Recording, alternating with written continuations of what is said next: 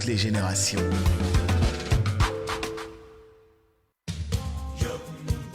Comment changer de paradigme pour le développement du Sénégal après la Covid-19 ? La nature et la gestion du pouvoir sont-elles des facteurs de déstabilisation ? Le cas du Mali. Pour analyser toutes ces questions, L'Air du Temps reçoit ce dimanche 23 août 2020 de 10h à 11h Djibril Diop, enseignant, chercheur et gestionnaire de projets de développement, et Pape Demba Thiam, économiste international, entrepreneur, conseil. L'Air du Temps, c'est ce dimanche sur iRadio 90.3 avec Alassane Samba Diop. iRadio, la radio d'ici et d'ailleurs.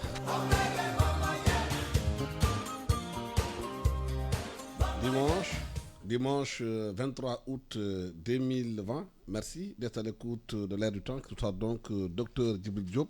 Dr Djibril Diop est enseignant, chercheur et gestionnaire de projets. Il a axé son projet professionnel sur des questions de développement renforcées par différentes réalisations et expériences de terrain. Ses formations, c'est des compétences et séjours sur les terrains variés qui lui apportent une solide culture générale. Dr Djibril Diop est aussi enseignant, chercheur donc, urbaniste et gestionnaire, gestion urbaine, sécurité urbaine, décentralisation, gouvernance locale, environnement incluant le changement climatique, administration publique et entreprise, questions stratégiques et relations internationales, consultant sur des questions de développement et d'environnement. Nous aurons tout à l'heure en ligne de Genève Pape Demba Thiam. Pape Demba Thiam est économiste international, entrepreneur conseil, expert en développement industriel intégré par des chaînes de valeur et spécialiste en intégration économique régionale. Il a été aussi fonctionnaire international à l'OCDE, à la Banque mondiale, après avoir fondé une entreprise de développement privé et travaillé comme conseil pour plusieurs institutions multilatérales et gouvernements. Merci donc, monsieur, d'avoir accepté notre invitation. Djibril Diop, merci. Vous savez que le Sénégal est frappé de plein fouet par la pandémie. On parle aujourd'hui de crise économique qui touche tous les pans de l'économie sénégalaise. Aujourd'hui, la réflexion va vers l'après-Covid. Comment redémarrer l'économie sénégalaise? À votre avis, quels sont les paramètres qu'il faut mettre sur place? Merci, M. Diop. Je vous remercie. Permettez-moi de dire bonjour aussi à vos auditeurs, que je pense que cette émission est bien écoutée à travers le monde. Et je salue au passage mes amis du Canada. Avec l'heure matinale aujourd'hui, je pense bien qu'ils sont à l'écoute. Merci. Tout à fait. Je pense que c'est une question qui est très importante aujourd'hui. Je pense qu'aucun pays au monde ne peut faire l'économie de ça, de la pandémie qui n'épargne aucun pays du monde et qui, fondamentalement, il faut réfléchir qu'on va s'en sortir. Et si on s'en sort, comment mettre en place les dispositions pour pouvoir mieux faire la résilience d'abord et comment reconstruire ce qui a été détruit. Je pense que fondamentalement, il y a des éléments qu'il faut réfléchir. À travers le monde, tous les pays réfléchissent d'abord, dans un premier temps, de voir comment relocaliser. Il y a certaines industries, il y a certaines productions qui ont été transférées vers d'autres pays, notamment pour les grands pays développés du moins. Tout le monde pense à ramener ça chez eux. Et ceux qui n'ont pas certaines formes de production, ils ont pensé aussi, par exemple, la production juste de masques, qui était essentiellement vers les pays asiatiques. Donc, ramener la production locale de produits, de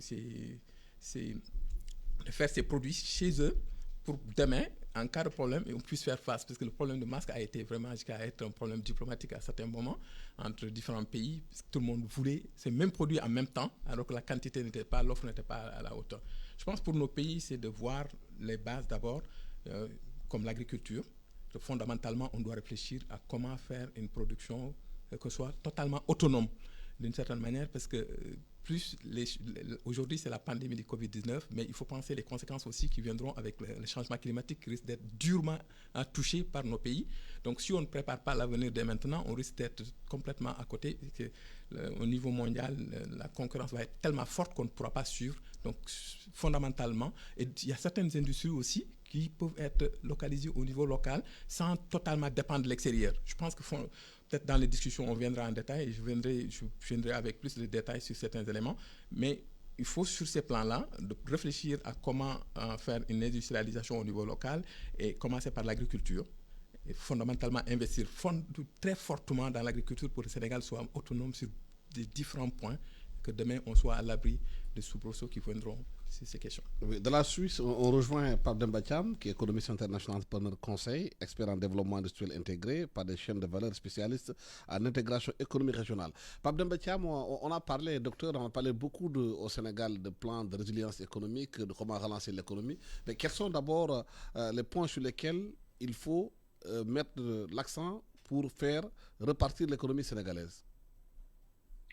Bonjour Alassane, je salue aussi notre co-invité sur le plateau, je salue l'ensemble de la population sénégalaise et nos auditeurs. J'espère que Dieu vous garde par ces temps difficiles. Merci. Tout ce qu'on entend actuellement concernant ce qu'il faut faire, c'est des choses qu'il aurait fallu faire depuis le début. Le gros problème que nous avons, c'est que nous payons l'incurie de n'avoir pas pensé à développer nos économies sur leur force, d'avoir abandonné les modèles de développement depuis les cycles de sécheresse de 68 à 73, suivis des programmes d'ajustement structurel. Et en cela, nous nous sommes mis sur une ligne paradigmatique qui faisait tout sauf du développement. J'en profite pour faire une clarification. Un paradigme est un modèle de pensée. Un modèle de pensée, il est déterminé par les problématiques que nous nous donnons. Et si nous nous sommes donnés comme problématique le simple fait d'équilibrer les budgets, de faire tourner les budgets des États, d'avoir des chiffres macroéconomiques qui sont équilibrés en fonction des recommandations du consensus de Washington, depuis l'ère Reagan-Thatcher, qui s'est propagée dans tous les pays et adoptée comme mode de gouvernement, nous sommes rentrés dans une situation de pilotage bureaucratique à vue. D'ailleurs, la meilleure manière, la seule manière qu'on a de mesurer aujourd'hui le développement, c'est ce que nous dit la Banque mondiale et le Fonds monétaire international. On nous a poussé à libéraliser des plans entiers de notre économie, ce qui signifiait littéralement dire du laisser-faire, pilotage à vue, et vous êtes en mode réactif. Et c'est aujourd'hui ça que tous les pays payent, ce n'est pas seulement le Sénégal qui en paye le prix, parce que ce mode de pensée, c'est-à-dire ce paradigme, était basé sur du laisser-faire en l'absence de développement économique. Alors donc on nous dit qu'il faut l'agriculture, il faut, tout ça c'est des vœux pieux. Quand on regarde une économie, on regarde où sont ses forces, on regarde comment on peut enclencher une croissance inclusive en développant des chaînes de valeur, et en faisant en sorte que les besoins d'information, les besoins de formation, les besoins d'infrastructure, les besoins d'administration, les besoins de décentralisation soient déterminés par les nécessités que pose le besoin de souder des chaînes de valeur. En un mot, chaque maillon de ces chaînes de valeur qui doivent irriguer l'espace économique doivent permettre de produire des opportunités économiques claires et lisibles pour l'ensemble des acteurs économiques, que ce soit privés ou publics, et fonder des politiques. Même quand on dit aujourd'hui des plans, on entend toujours des plans. Mais un plan est un instrument de mesure, est un instrument de suivi. Derrière un plan, il y a une stratégie bien pensée. Et si la stratégie est bien pensée, le plan peut être actualisé annuellement au titre des projets et des interventions qui doivent être faites.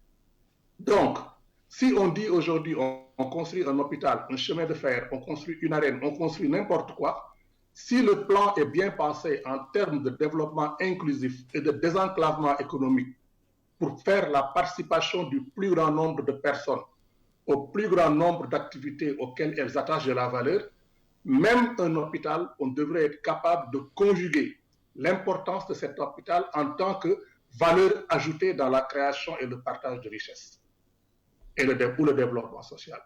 Donc, il nous faut fondamentalement changer de paradigme, c'est-à-dire les lunettes avec lesquelles nous voyons l'économie, en nous disant que ce que nous devons faire, c'est créer des opportunités de plus en plus importantes basées sur la transformation de nos ressources de tous ordres.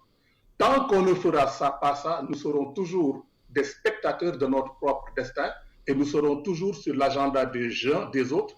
Demain, c'est la France qui invite France-Afrique, après c'est Chine-Afrique, après c'est Amérique-Afrique, que sais-je encore. Il faut que cela cesse, parce que si cela ne cesse pas, nos masses seront toujours de plus en plus pauvres. Et je peux vous dire une chose, la plus grande armée révoltée contre laquelle on ne peut rien, c'est un peuple affamé, conscient de ses droits, conscient de ses possibilités. Donc les politiciens devraient commencer à s'allier avec les peuples en faisant des politiques qui permettent de régler les problèmes des peuples qui les ont élus. Oui. Djibril Diop, le professeur a parlé de transformer sur place les ressources africaines au lieu d'exporter les emplois. Aujourd'hui, le Sénégal est riche dans beaucoup de produits. Il est riche en pétrole, en gaz, les gens en parlent, en agriculture, mais la plupart des produits sont exportés.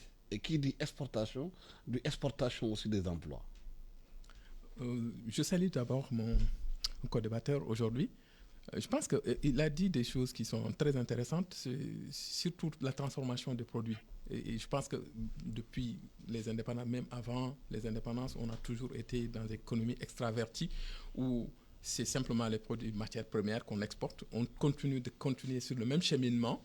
On ne réfléchit pas à mettre en place des chaînes de valeur pour pouvoir transformer. Quand j'ai parlé tout à l'heure de l'agriculture, c'est dans cette chaîne de valeur que je l'inscris, pas simplement de la production agricole brute et de l'exporter. Il faut penser fondamentalement à faire des transformations au niveau local pour pouvoir tout ce qui est production, on peut trouver des moyens de transformer ça au niveau local aujourd'hui.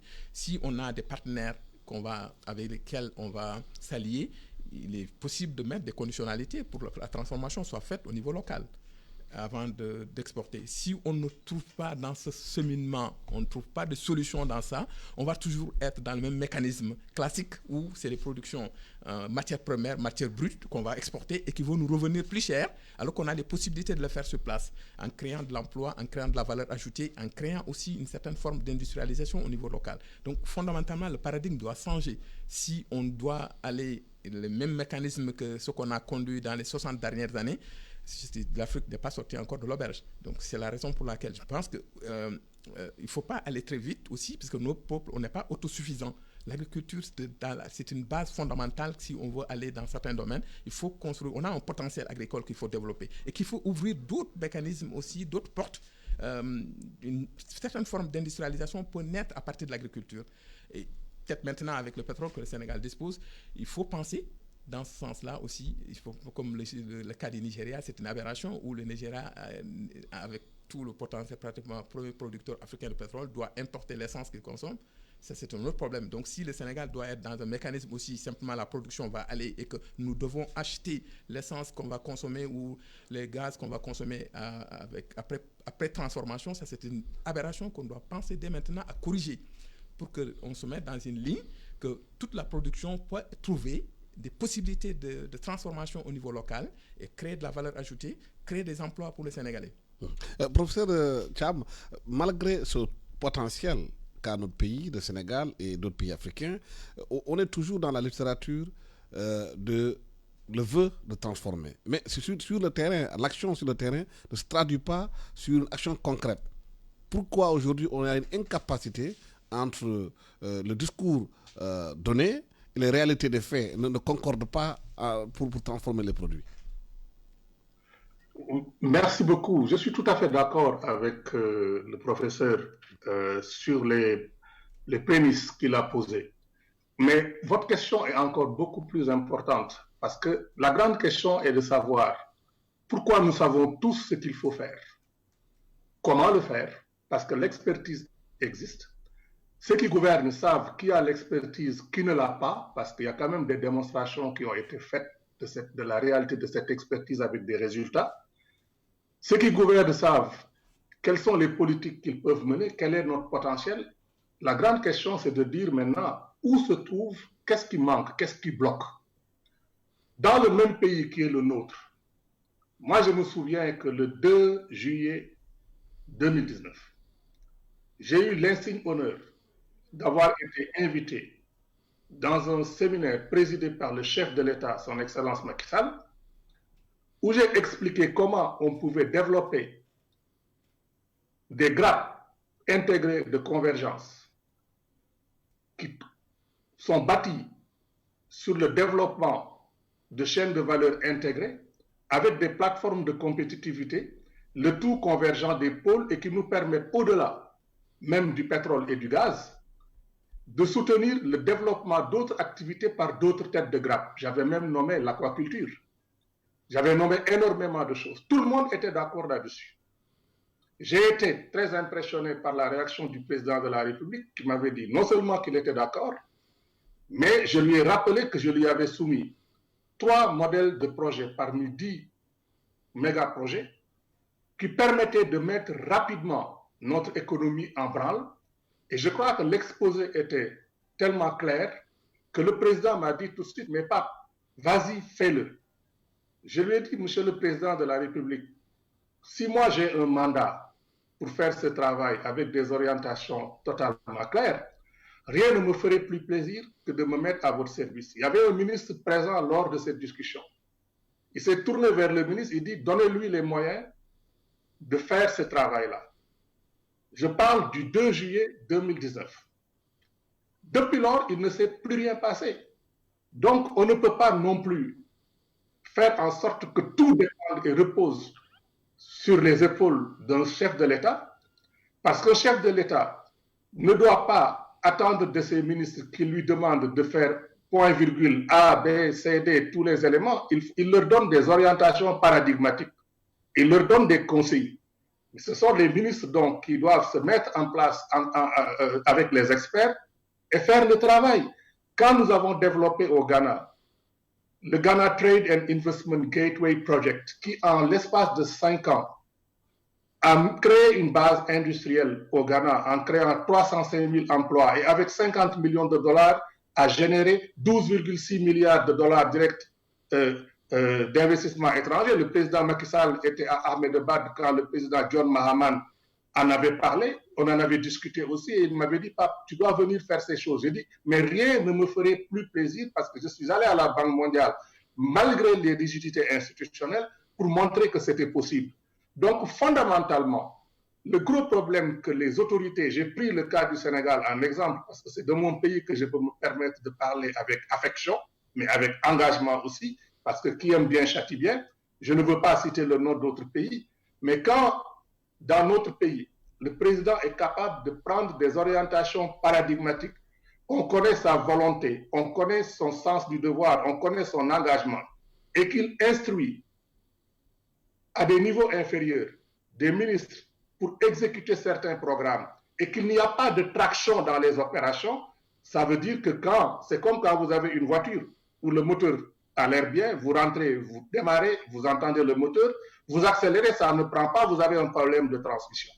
Donc, je crois que la chose la plus urgente qu'on devrait avoir à faire dans notre réforme de système économique, de gouvernance et de régulation des opérations, c'est de réviser les modes de transmission de l'action publique qui permettent de descendre jusqu'au niveau des opérations en intégrant les meilleures compétences. Oui, vous êtes spécialiste de la décentralisation, justement. Et ces questions-là, vous les rencontrez sur le terrain souvent, entre l'idée et l'exécution de l'idée. Oui, tout à fait. Je pense que ceci l'a dit. La transmission, c'est là le gros problème. On prend beaucoup d'exemples. On a cette difficulté où la transmission ne tient pas entre la tête et ce qui suit. Les directives peuvent être données, mais pour la réalisation, l'exécution de ces directives, ça peut poser énormément de problèmes. La décentralisation, dans l'esprit et dans les textes, c'est un bon outil.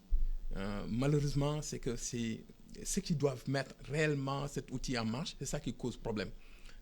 Dans beaucoup de collectivités locales, de collectivités territoriales, il y a cette difficulté parce que simplement, les personnes qui gèrent n'ont pas compris le sens de la décentralisation. Une décentralisation, l'essence même, c'est d'aller vers le développement local. C'est de créer les conditions que les populations puissent rester dans leur terroir, de créer des conditions pour que les populations puissent trouver le bonheur dans là où ils vivent. Il y a les possibilités aujourd'hui. Le Sénégal a du potentiel pour ça. Mais on a la problématique que les acteurs locaux ont de la difficulté de comprendre quels sont les moyens qui sont réellement à leur disposition pour le faire.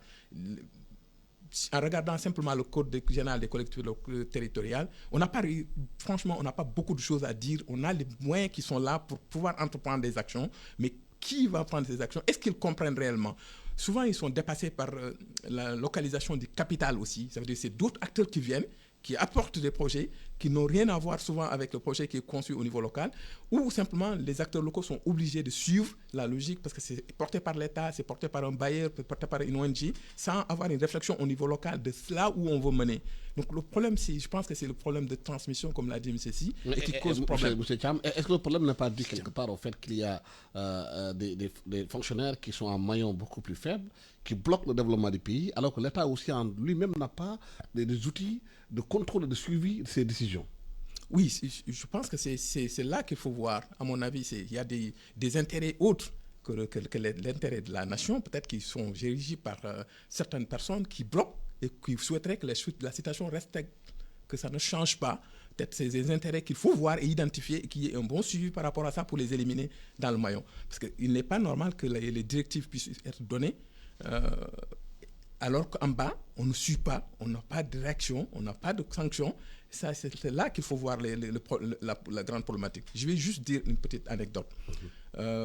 En 2009, quand on mettait en place la télévision terrestre, numérique terrestre, nous, on avait lancé l'idée que c'était une opportunité du Sénégal de s'industrialiser un peu avec ça. Parce qu'on a des Sénégalais qui sont des jeunes Sénégalais qui sont très forts en informatique, qui sont très forts n'importe quel outil informatique ou radio qu'on amène aujourd'hui, les Sénégalais peuvent réparer.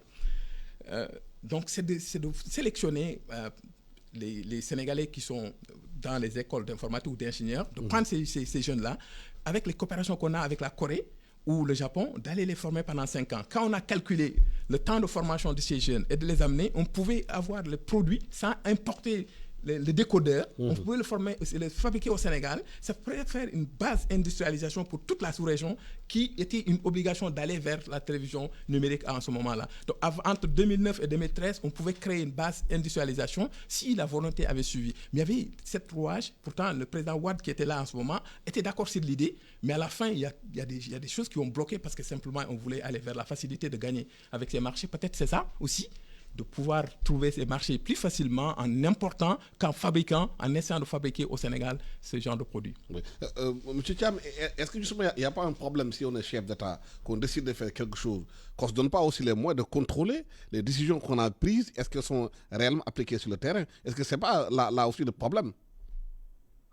Moi, je vais vous dire, vous savez, vous ne pouvez pas comprendre, je pense que je l'ai déjà dit sur un de vos plateaux, si ce n'était pas chez vous, vous ne pouvez pas comprendre la solitude d'un chef d'État quand vous ne les avez pas côtoyés, y compris même dans les très grands pays.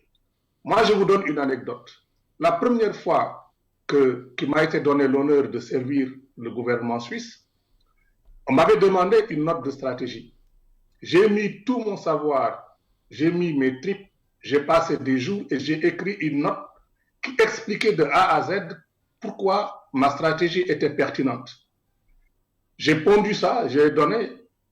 Le ministre m'appelle, il me dit, excusez-moi, pape, c'est quoi cette merde?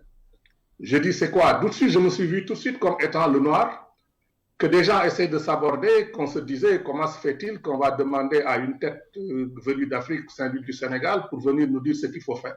Donc, j'ai pris ça tout de suite émotionnellement sur la couleur de ma peau.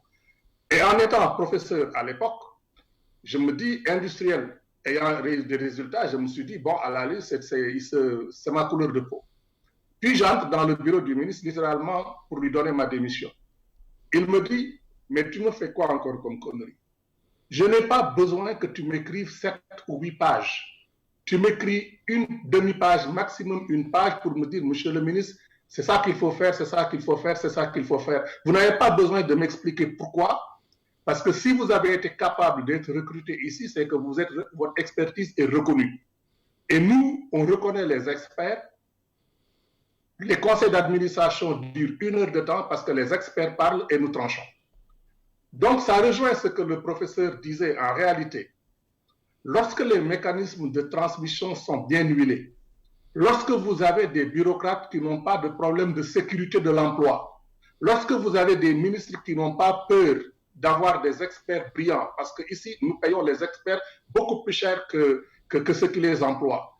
Lorsque vous n'avez pas cette compétition entre le management et le leadership, vous pouvez mettre des plans d'opération pour faire tourner un gouvernement, utiliser des expertises et dormir tranquille.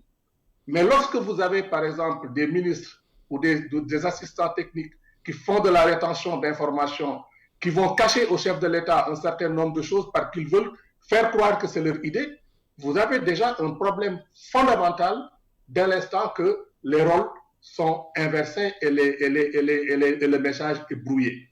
La deuxième chose que vous avez, c'est qu'on a perverti la rationalité même de l'administration et des institutions. Lorsque vous nommez des personnes sur des bases politiques dans des administrations qui sont des institutions pour réguler l'activité économique, vous politisez les institutions et vous les dépouillez de leur quintessence. Et pire, s'il y a des malversations au niveau de ces institutions, vous ne pouvez même pas poursuivre les gens parce que ce sont vos alliés politiques. Donc, c'est la porte ouverte à la perversion de la rationalité des institutions. Troisième chose, au niveau de la décentralisation, dans nos pays, et ce n'est pas seulement nos pays, même d'un pays comme la France, dont nous copions tout pour l'essentiel, on confond décentralisation et déconcentration du pouvoir. Un préfet, un gouverneur, c'est la déconcentration du pouvoir.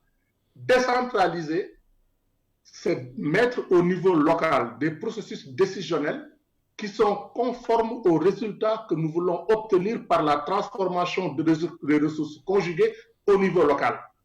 Donc, déconcentration et décentralisation ne sont pas la même chose, mais doivent travailler ensemble parce que l'autorité de l'État déconcentrée sur le territoire local est le garant fiduciaire de l'exécution des projets qui sont déterminés par l'État. Donc, nous devons revoir toute la machinerie de la prise de décision, l'orientation des projets, les priorités, mais fondamentalement les accès sur la transformation de nos ressources. Parce que lorsque vous bâtissez une économie sur ses forces, la densité des flux internes à l'espace économique national devient forcément supérieure à la densité des flux qui lui sont externes. Donc, vous créez un tissu économique cohérent, soudé et intégré, donc comme le président Senghor le disait, enraciné déjà dans la terre avant d'ouvrir ses branches à l'extérieur. Et c'est la leçon de développement économique que les pays asiatiques, ce qu'on appelle les économies à marché émergents, nous ont administré.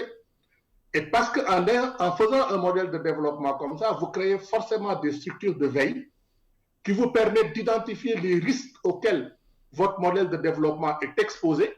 Vous ne pouvez certainement pas prévoir la survenue de pandémies, mais vous pouvez lire dans votre système et regarder où sont vos faiblesses et comment vous pouvez les corriger pour gérer le risque. C'est ça qu'on appelle du développement. Ce qu'on a fait, et ce n'est pas seulement le Sénégal jusqu'à maintenant, pour arriver à ce genre de catastrophe, c'est que nous nous sommes rendus aux bureaucrates apathiques. Je les connais parce que moi, j'ai vécu l'horreur de l'aide au développement de l'intérieur. J'ai été presque dans toutes les institutions et je vous assure que, d'ailleurs, c'est un de vos journalistes qui a finalement choisi le titre de mon livre sur la question.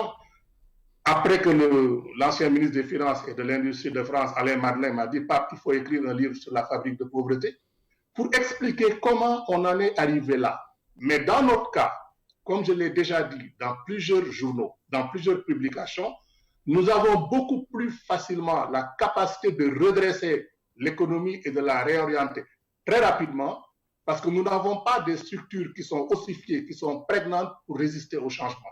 Moi, je vous parie, on fait des états généraux là-dessus sur un mois, en un an, on vous déroule des programmes et vous voyez les résultats.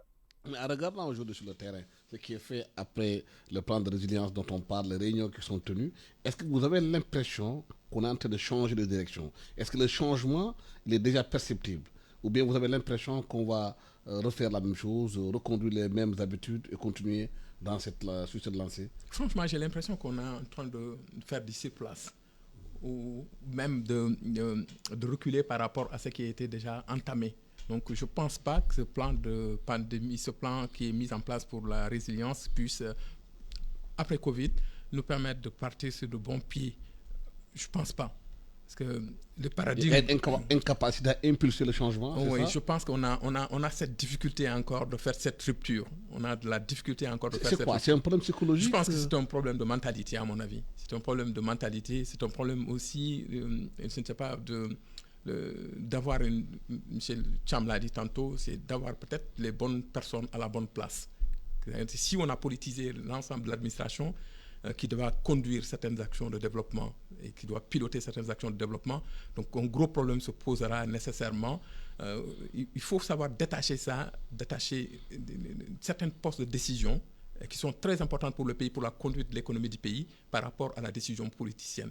Il y a des acteurs politiques qui peuvent faire leur jeu, mais ce qui est pour la conduite économique du pays, il faut vraiment des gens qui sont compétents, dont leur savoir est partout reconnu, qui doivent diriger ça. Les politiques vont faire leur jeu et les autres vont conduire tout ce qui est des structures qui sont fondamentalement nécessaires pour faire la base économique de ce pays-là. À défaut de ça, c'est clair, la roue va encore être dans la même place. Ce que je constate jusqu'à maintenant, je ne pense pas qu'on va vers des ruptures. On va vers une continuité de ce qu'on a vécu dans les années passées. Pape Demba Thiam, le Mali, certes, ce n'est pas le Sénégal, mais si on regarde bien la gestion des pouvoirs, des structures de pouvoir dans ces pays-là, vous avez l'impression que la façon de gérer, c'est ça qui crée ces situations de crise profonde? Vous savez, demain, normalement, j'ai une tribune qui sort dans la presse internationale sur ce sujet, et je crois que la semaine dernière, il y en avait, cette semaine dont on est en train de vivre la fin, a déjà connu des citations qui ont été faites de moi dans un grand article sur le Mali. Il y a une résultante. Le Mali vit de fait des gouvernements, entre guillemets, d'union nationale depuis plusieurs années. Pourquoi je dis ça? Parce que ce sont exactement les mêmes acteurs qui ont été dans les mêmes gouvernements, qui ont changé de bord, qui se sont opposés, qui se sont retrouvés. Un peu d'ailleurs comme ce qui est en train de se passer dans notre pays depuis très longtemps. Comme le Sénégal, les mêmes. Parce que les mêmes, c'est les mêmes. C'est les mêmes. Moi, je ne peux pas comprendre qu'on puisse faire les mêmes choses avec les mêmes gens, de la même manière, dans des contextes différents et espérer des résultats différents. En réalité, ce qu'on a toujours acheté au Mali, c'est la pointe socialo-politique. Parce qu'on était parti de l'idée que la plupart des politiques qui étaient intégrés dans des gouvernements d'union nationale, qui ne disaient pas leur nom, avaient une clientèle politique et sociale que ces gens contrôlaient leur base. C'est encore du mimétisme parce que nous ne sommes pas dans des pays où les consignes de vote, vous dites le Parti socialiste en France a donné les consignes de vote. D'ailleurs, même en France et ailleurs, on a commencé à dire que les voix n'appartiennent plus aux partis politiques dans la mesure où l'idéologie elle-même ne veut plus rien dire. La seule idéologie de la réalité qui compte aujourd'hui, c'est ce que vivent les populations. En France, qu'on a tendance à prendre comme modèle, même si on ne le dit pas, dans les actes, c'est ce qui se fait, même si on préférerait entendre un petit expert français que de prendre un grand expert international que tout le monde utilise. Ce n'est pas un problème, c'est une maladie qui va finir par disparaître sous la pression des peuples. Parce que mon père, moi, m'a appris quelque chose. Il m'a toujours dit, pas, là où c'est du travail d'expert qui doit se faire, si tu te sens expert dans ton domaine, ne te mêle pas à cette discussion. Parce qu'à la fin de la journée, il n'y a que l'expert, le véritable expert qui fera le travail et qui produira des résultats. Alors, ce qui s'est passé, c'est qu'on a inhibé tous les experts, on a muselé les complaintes et les gémissements des peuples qui souffraient avec des arrangements politiques. Aujourd'hui, maintenant, c'est la course à l'opportunisme. Il y a des gens qui se retrouvent dans les mouvements M5 ici, alors qu'ils ont fait partie de tout ça, parce qu'ils sont débordés par la base populaire. Les jeunes ne peuvent plus traverser la mer au risque péril de leur vie parce qu'ils n'ont plus d'espoir dans leur pays. Les peuples sont désespérés, mais maintenant les peuples sont beaucoup plus informés. Quand vous entendez ces affaires de milliards, c'est ceci, cela, ils se disent, tiens, mais tout ça c'est possible dans nos pays. Même quelqu'un qui ne sait pas lire et écrire a un smartphone. Vous prenez un pays comme le Sénégal, le taux de pénétration des smartphones est l'un des plus importants au monde, de par la densité. Alors, quand un peuple est informé de sa misère, parce qu'il vit la misère, ce n'est pas notre cas encore au Sénégal, nous avons la chance, nous ne connaissons pas de famine. La solidarité fonctionne, mais moi j'ai vu des pays où je vous assure que quand vous sortez de ces pays, vous êtes heureux de vivre au Sénégal, même si tout est relatif. Mais quand les gens se rendent compte de la capacité qu'il y a à faire la différence et qui se rendent compte que les gens qui sont au pouvoir ne veulent pas le faire, qu'est-ce que vous voulez qu'il leur reste en fin de compte s'ils ne peuvent pas compter sur des alternances politiques? Ils vont finir par exprimer leur colère dans la rue. Ça crée des révoltes, mais comme on le sait depuis la Révolution française de 1789 ou encore la révolution dite islamique de 1979, la révolution iranienne, ce n'est pas ceux qui font les révoltes qui récupèrent le pouvoir. Le pouvoir est récupéré toujours par les forces les plus structurées. Sous nos cieux, en général, c'est l'armée. Et on risque d'entrer d'aventure en aventure. Donc, il est important aujourd'hui, au lieu de menacer, de fermer des frontières, de faire des actes bureaucratiques, moi, la sagesse m'apprend qu'il faut savoir froidement discuter avec les uns et les autres, ne pas attribuer des torts, ne pas couper les ponts en distribuant les bons points et les mauvais points, mais regarder fondamentalement comment on peut mieux servir la plus grande armée du peuple, la plus grande armée du monde qui est le peuple, lui donner des gages de travailler pour lui et qu'il voit les résultats. Ça, c'est la meilleure protection qu'un dirigeant politique peut avoir. Est-ce qu'au Mali aujourd'hui, Djibril Diop, on doit s'acheminer vers cette voie avec l'armée qui est venue, qui s'est installée, qui semble vouloir réunir tout le monde pour que les gens travaillent davantage? Parce que, comme l'a dit Pape Dembatiam, à chaque fois il y a des bricolages dans les étalages gouvernementaux et que les populations se rendent compte que les dirigeants s'enrichissent davantage, que les enfants sont dans le luxe le plus insolent, alors que les gens meurent pratiquement de faim dans les rues. Fondamentalement, je pense que je suis tout à fait d'accord sur son analyse. Je pense que pour le cas du Mali, c'est une aberration. Et on a constaté hier la deuxième mission de la CEDEAO, je ne sais pas, la dernière mission de la CEDEAO, a changé de cap complètement. Parce que les premières affirmations du 20, c'était complètement une aberration. Ils sont passés complètement à côté. On ne peut pas se battre contre le peuple malien, même si on prend juste le point de vue de la gouvernance. Ce qui s'est passé en Gambie, c'était normal parce que le peuple était de ce côté-là. On peut être accueilli par des fleurs et tout. Mais si on avait décidé d'aller faire une intervention militaire au Mali, c'était une catastrophe puisque le peuple n'est pas avec la CEDEAO dans ce moment-là. Et qui va accepter que Ibrahim Boubacar Keïta revienne au pouvoir avec le peuple? Il va gouverner quel peuple? C'est une aberration de penser à ça. Je pense que fondamentalement son analyse tient.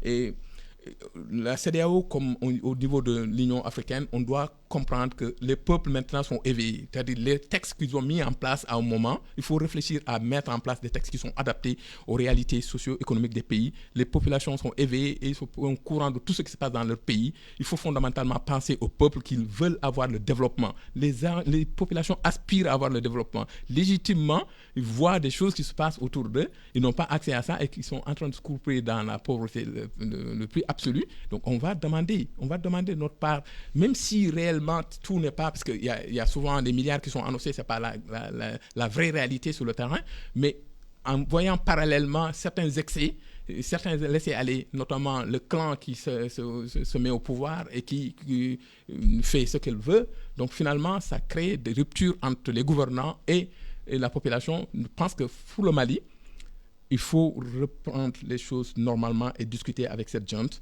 et voir comment on va mettre une transition en place et maintenant mettre des verrous peut-être et discuter que ce cas de figure pour que ça ne vienne pas demain et comment les Maliens vont réfléchir à ça. Je pense que les Maliens sont très conscients de ça. Ces derniers temps, en les écoutant aussi bien dans la diaspora que de l'intérieur, les gens sont très conscients de là où ils veulent aller, qu'ils ont tenté plusieurs fois la démocratie qui a échoué. Ils veulent mettre en place un système que demain, personne ne viendra pervertir d'une certaine manière parce que simplement tu es élu président, tu es soi-disant élu président, on peut dire comment les élections se passent d'une certaine manière.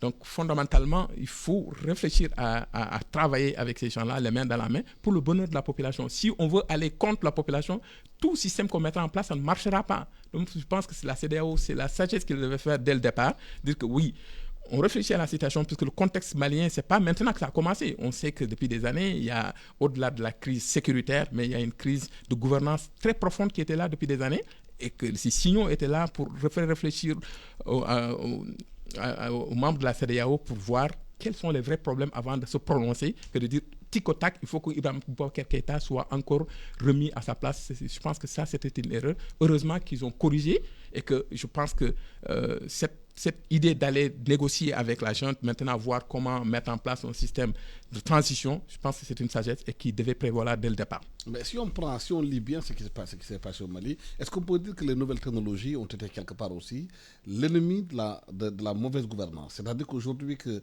les Maliens sont sur Internet, bien avant que Ibrahim Boubacar ne tombe, on voyait les vidéos qui parlaient de son fils, qui faisait la bamboula quelque part, et les gens qui filmaient les belles maisons, qui les mettaient sur les réseaux sociaux, et qui permettent aux populations même qui ne comprennent pas le français de pouvoir s'exprimer dans une langue locale et de comprendre comment le gouvernement gère l'argent du pays. Mais je pense que fondamentalement, depuis les printemps arabes, on a compris, beaucoup d'analyses ont été faites. Ce qui a été fait en Tunisie, par exemple, on a compris que les réseaux sociaux ont joué un rôle extrêmement important dans la prise de conscience des populations. Même au Sénégal, il y a plein de choses qui se passent. Les gens sont conscients de maintenant tout ce que les gouvernants sont en train de faire. Avant, il y avait une seule télévision, c'était la RTS qui donnait l'information. Mali, le RTM qui donnait l'information. Le peuple, ce qui se passait à travers les radios, c'était contrôlé. On savait l'information qui devait arriver aux populations. Ce n'est plus le cas maintenant. Et partout, tout le monde est devenu journaliste. Avec son smartphone, tu peux filmer tout ce qui se passe dans la rue, tout ce qu'on voit, un policier qui est corrompu, on peut filmer et mettre sur les réseaux sociaux. Et, tout ce qui se passe, on est au courant. Et les informations, ça passe. Et ce que les gens n'ont pas compris aussi, il y a énormément de gens, parce que nos pays sont en rapport avec des partenaires internationaux. Et souvent, eux, la rétention, comme M. Cham disait tantôt, la rétention de l'information par les certains membres des ministères ou fonctionnaires. Mais au niveau international, tu vas dans le site de la Banque mondiale, tout ce que tu cherches sur le Sénégal, même si au Sénégal on refuse de te le donner, la Banque mondiale publie ça. Donc tu as l'information. Tu peux être informé de l'ensemble de l'économie, comment ça fonctionne. Si le Sénégal donne des informations qui sont fausses, en allant sur le site de la Banque mondiale, du FMI, tu as toute l'information. Les gens sont informés et le réseau Internet et tous les réseaux, réseaux sociaux ont permis aujourd'hui les peuples d'être éveillés, d'être conscients, de comprendre comment fonctionnent les pays et comment fonctionne aussi le monde. Et ça, c'est tout à fait normal, je pense, que de revendiquer, c'est leur droit. Maintenant, c'est les gouvernants de prendre en compte ces contextes et de les intégrer dans leur manière de gouverner. Mais les ignorer, c'est toujours aller vers sa perte. Parce qu'un jour, on va se réveiller très tard. Et c'est ce qui est arrivé à Ibrahim Boubacar Keïta. Il n'a pas tenu compte de cette évolution, que le peuple malien qui pouvait dire et faire des choses sont au courant de l'ensemble de ce qui se passe. Est-ce que vous pensez qu'avec ce qui s'est passé, le Mali, il y aura un changement en profondeur? Ou bien on va essayer de colmater comme on le faisait, parce que vous dites tantôt dans votre intervention, ce qu'on voit dans l'opposition malienne, c'était aussi ce qui était au pouvoir hier. Bon, moi je n'aime pas me mettre dans la situation d'un spectateur qui voit les catastrophes arriver et dire je vous l'avais dit. Alassane, vous avez vu beaucoup d'interventions et de publications que j'ai faites, littéralement avant que ce qui n'arrive au Mali ne soit, et qui littéralement, si vous lisez entre les lignes, disaient que ça allait arriver. Maintenant, la question, c'est que nous devons être plus proactifs et aider nos frères maliens et d'une manière générale, tous nos frères de la région, à essayer de bâtir un consensus national sur le développement économique. Parce que l'union nationale doit être l'union des bons sens, parce que le bon sens est la chose la mieux partagée, sur ce qu'il faudrait faire en matière de développement inclusif et démontrer cela d'une manière irréfutable et acceptable de tout le monde. On fait des sortes de dialogues, mais est-ce qu'on a vraiment des dialogues sur les politiques économiques dans les zones les plus décentralisées, dans un monde globalisé où ce qui signifie le plus, c'est ce qui se passe sur le plan local. Plus on est globalisé, plus ce qui se passe sur le terrain local est important. Donc, le changement de paradigme doit déjà venir de ce changement de modèle de pensée, en disant que nous allons réunir les Sénégalais, les Maliens, les Gambiens, les Congolais, tous ces gens autour de l'essentiel de proposer des programmes économiques décentralisés par région et d'amener tous les acteurs, quelle que soit leur obédience politique, lorsque vous présentez des programmes pour lesquels les peuples voient leur intérêt immédiat, non seulement les peuples auront la patience d'avoir que ces programmes se réalisent, mais si vous les embarquez ils ne seront pas plus pressés que vous parce qu'ils sont dans le même train, qui roule à la même vitesse et ils savent tous à quelle heure et quel jour le train va arriver. Je vous donne un exemple. Moi, j'ai la chance de vivre dans un pays où j'apprends. J'ai toujours appris dans ce pays, tout comme j'ai toujours appris de mes parents. Nous sommes dans un pays où depuis 172 ans, je dis bien 172 ans, il n'y a jamais eu de gouvernement renversé. Je ne parle pas par les armes, je parle même par l'Assemblée. Parce qu'il y a une forme d'union nationale, de partis d'obédience différentes, mais cette union nationale se fait sur des programmes de développement économique. Cette union, ce modèle de pensée s'est reflété au niveau fédéral déjà, mais aussi au niveau cantonal, c'est-à-dire au niveau des États, au niveau des communes. C'est ce qu'on appelle la formule magique. Donc vous avez des partis qui sont différents, mais tous ces partis travaillent à apporter leur contribution à la réalisation de programmes que sur le plan national, communal, cantonal, personne ne peut flinguer. Alors, résultat, tout le monde tire à la même corde et vous avez une véritable union nationale. Ça n'empêche pas que lors des votes, on vote pour le parti X, pour le parti Y, qu'il y ait plus de voix ou de représentativité. Mais cette union nationale fonctionne sur ces bases-là. Parce que lorsque vous voulez mettre ensemble des gens, il faut mettre sur la table quelque chose pour laquelle chaque personne peut revendiquer une part de propriété. Si vous le faites sur la base de l'exclusion, vous créez des frustrés. Et quand vous créez des frustrés, vous avez la légalité peut-être, mais vous n'avez plus de légitimité. Et c'est ce qui est en train de se passer et qu'il nous faut éviter. Donc, moi, j'inviterai les chefs d'État de la région à se pencher sur des modèles de développement économique qui permettent de réunir leur peuple, les politiques, les technocrates autour d'une même raison et changer pour une fois notre état de raison. Voilà. Est-ce qu'aujourd'hui, justement, on doit davantage s'entendre autour de l'essentiel, même si nos idées sont divergentes sur la façon de gouverner, mais l'essentiel pour l'intérêt du peuple et des Sénégalais sur un projet bien précis, et c'est valable aussi pour le Mali. Mais fondamentalement, je pense bien que le paradigme, c'est là. C'est-à-dire l'intérêt national, c'est quoi? Et les intérêts particuliers vont toujours exister. Comme au sein de nos familles, on a toujours des intérêts particuliers. Mais quel est l'intérêt de la famille pour aller ensemble, pour que la famille soit soudée, unie? C'est ça qu'il faut voir. Je pense que nous tous, si on se redit Sénégalais, on a un socle commun. Et ce socle, on doit se retrouver là-dessus. Quelle que soit son appartenance et nos divergences, on doit se retrouver sur ça. Et peut-être c'est ça qui manque encore. C'est ça qu'il faut construire. Si on a cet idéal-là, cet objectif, on va fondamentalement arriver à des résultats. Je pense qu'il faut travailler dans ce sens-là, que personne ne peut venir demain changer cet idéal. Mais en conséquence, il faut savoir mettre en cause nos schémas de pensée avant, de réfléchir sur le clan, réfléchir sur la famille, réfléchir sur mon groupe, mon parti politique, mais il faut savoir réfléchir quel est l'intérêt du Sénégal, quel est l'intérêt national, même si ton parti politique va être perdant quelque part, mais l'intérêt du Sénégal c'est quoi? À un moment, il faut savoir prendre cette décision. Tant qu'on n'est pas parvenu à casser ce schéma de pensée qu'on a, à penser en groupe, penser à mon clan, on ne parviendra pas à cette union nationale qui est nécessaire pour construire quelque chose de commun, quelque chose qui va être plus solide à mettre en place pour pouvoir demain dire que le Sénégal va émerger. Je pense que tous les éléments de schéma de pensée, les gens l'ont dit, on a énormément écrit. Ce qui reste maintenant, c'est de voir, voilà, de faire, d'aller vers là. Et il y a des possibilités pour là. Il y a pas, c'est pas diabolique, mais simplement il faut savoir se mettre en cause.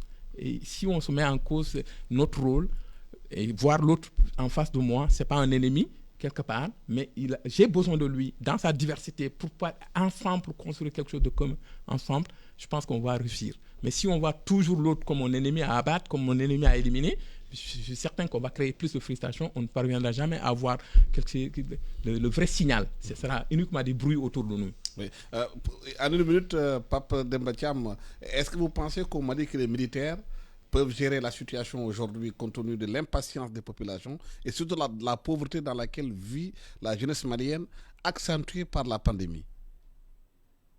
Vous savez, les militaires contrôlent les moyens de la violence parce que le pouvoir dans n'importe quelle formation économique et sociale est contrôlé par ceux qui contrôlent les moyens de la violence. Ça ne fait pas d'eux des gens qui savent, qui peuvent, mais ça fait des gens qui sont capables d'arbitrer les débats. Je crois que, comme le professeur l'a dit, et je suis tout à fait d'accord avec sa prestation, qui est une excellente prestation, et ça me fait plaisir de chaque fois que j'entends un Sénégalais parler, je me dis, mais pourquoi notre pays n'y arrive pas? Mais je dirais la même chose d'un Congolais, d'un Malien.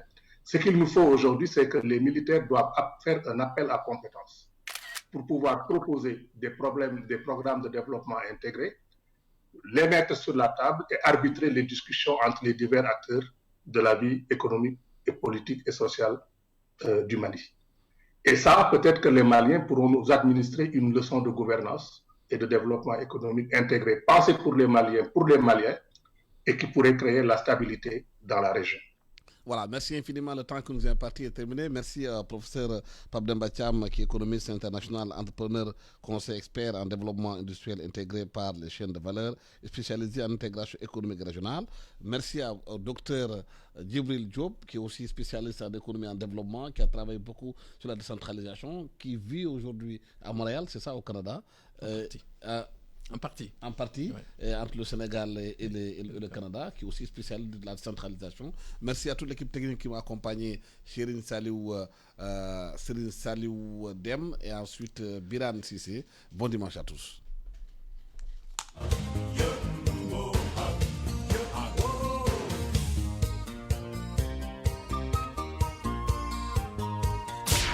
Vous écoutez e-radio sur la 90.3 FM Dakar. e-radio, xibaar yu wér te wóor. simili moo dem ba feggu ci 11h xibaar yi ci tënk ñu dore ko kon ak ca jégun benn waaye bu ñu ne bokkoon na ci MFDC moom nag dañ ko daal di faat jamono jile ñu ngi ci daal di ubbi l'enquête